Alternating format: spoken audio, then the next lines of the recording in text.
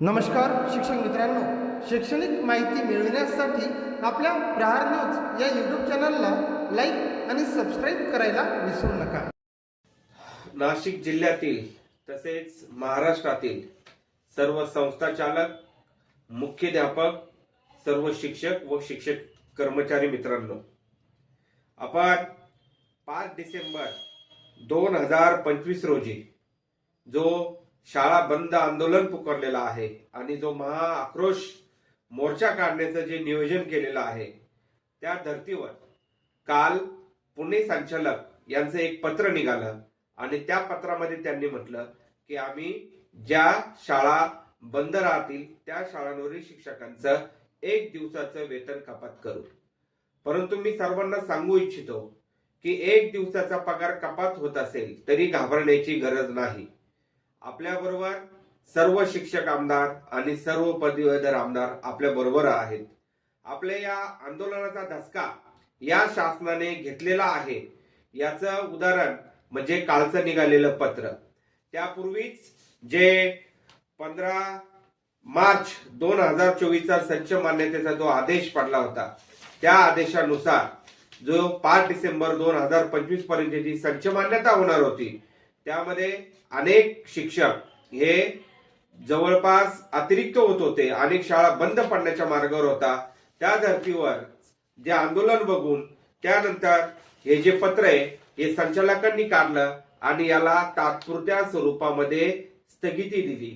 म्हणजे आजचं मरण उद्यावर टाकण्याचं काम फक्त हे शासनाने केलेलं आहे.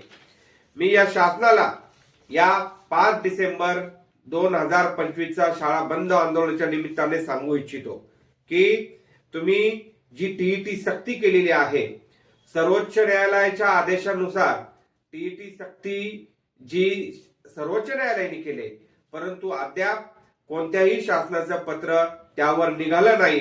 आणि त्यानंतर जी टीईटी परीक्षा झाली त्यामध्ये मोठ्या प्रमाणावर पेपर फुटी प्रकरण समोर आली. म्हणजे शासन जी काही टीईटी परीक्षा असेल ही पारदर्शकपणे जोपर्यंत घेऊ शकत नाही तोपर्यंत या सरकारला टीईटी सक्ती करण्याचा कोणताही नैतिक अधिकार उरलेला नाही.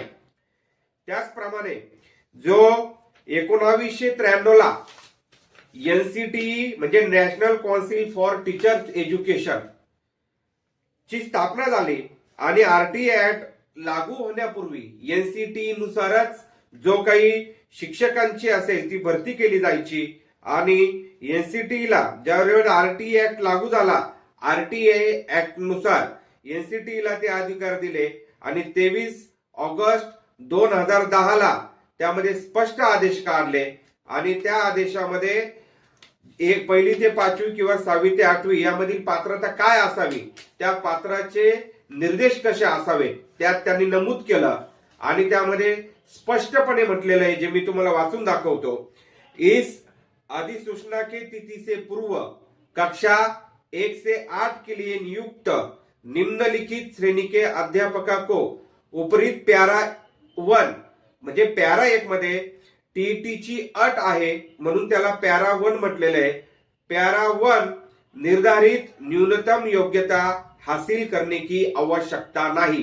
हे कोणी म्हटलेलं आहे तर एनसीटीईने म्हटलेलं आहे. आणि एनसीटीईचा असा आदेश असताना मात्र सर्वोच्च न्यायालयाच्या निर्णयानुसार सर्वांना टीईटी सक्तीची करणं हे अयोग्य आहे. त्यातल्या त्यात महाराष्ट्र शासनाने 2013 नंतर जी टीईटी लागू केली आणि 2013 मध्ये त्यानुसार एनसीटीईने स्पष्ट त्यामध्ये निर्देश दिलेले. मग या धर्तीवर राज्य शासनाने आणि केंद्राने एकत्र येऊन जो आरटीए ऍक्ट आहे, या आरटीए ऍक्ट मध्ये सुधारणा करून 2013 पूर्वी सर्व शिक्षकांना टीईटी पासून मुक्त केले पाहिजे.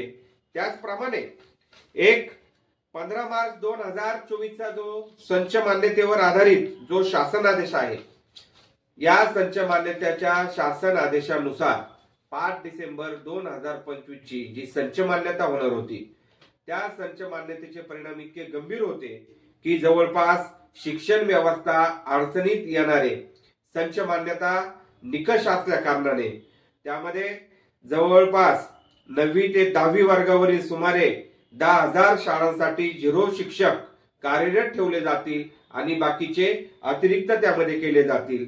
त्याच पद्धतीने 5वी व 6वीचा वर्ग शिक्षकाविना चालवण्याची किमान 4 ते 5,000 शाळांमध्ये निर्माण होईल अशी परिस्थिती त्यामध्ये आहे. त्याचप्रमाणे मुख्याध्यापक, उपमुख्याध्यापक आणि पर्यवेक्षकांसह शिक्षकांची 20 ते 25,000 पदे अतिरिक्त राहतील आणि गाव तांड्यावरील जवळपास 18,000 शाळा बंद पडतील. म्हणूनच पुण्यामधनं पत्र काढून हे जे काही संच मान्यता असेल किंवा शिक्षकांचं समायोजन असेल त्यावर तात्पुरती स्थगिती देण्याचं काम म्हणजे वरवर मलम लावण्याचं काम या शासनाने केलेलं आहे. म्हणून जो काही एक दिवसाच्या कपातीला न घाबरता आपल्या स्वतःच्या अस्तित्वासाठी, आपल्या मराठी शाळा वाचवण्यासाठी, अनुदानित शाळा वाचवण्यासाठी आणि मुलांचं भविष्यातील शिक्षण वाचवण्यासाठीचा हा लढा आपण आवरीत चालू ठेवूया आणि उद्याच्या शाळा बंद आंदोलनामध्ये महाराष्ट्रातील आणि नाशिक जिल्ह्यातील सर्व शिक्षकांनी कुणाची भीती न बाळगता, कोणत्याही दडपणाला बळी न पडता सर्वांनीच या आंदोलनामध्ये सहभाग घ्यावा आणि उद्याचं आंदोलन यशस्वी करावं इतकेच सांगतो आणि थांबतो. धन्यवाद. नमस्कार शिक्षक मित्रांनो, शैक्षणिक माहिती मिळविण्यासाठी आपल्या प्रहार न्यूज या यूट्यूब चॅनलला लाईक आणि सबस्क्राईब करायला विसरू नका.